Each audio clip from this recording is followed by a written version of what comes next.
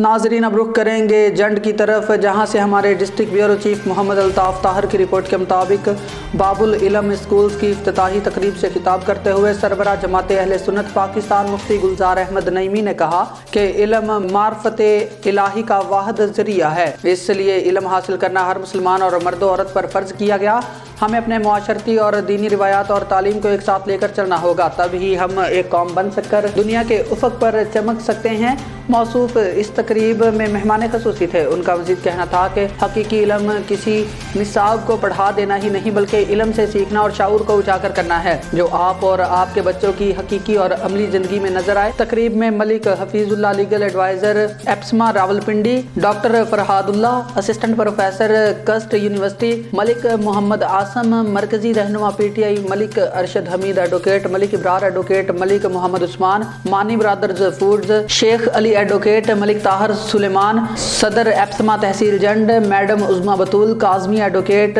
فیضان اسحاق، ارسلان حیدر یعقوب کھٹک، ملک بشیر احمد خان تحصیل صدر P T I Jand, Malik Tahir Naeemi principal high school Galial, Malik Bahram Khan manager Punjab bank Jand, علامہ Waseem Ejaz Naeemi Tauseef Rahat lecturer superior college Jand کے علاوہ شعبہ تعلیم اور دیگر شعبہ زندگی سے کثیر تعداد میں لوگوں نے شرکت کی، جبکہ جنڈ پریس کلب کی طرف سے صحافی ظفر اقبال نے اور شرکاء نے باب العلم اسکولز کے افتتاح پر نیک تمناؤں کا اظہار کیا۔ آنے والے تمام معزز مہمانوں کا باب العلم اسکولز کے ڈائریکٹر کاشف گلزار احمد نعیمی کی طرف سے شکریہ ادا کیا گیا۔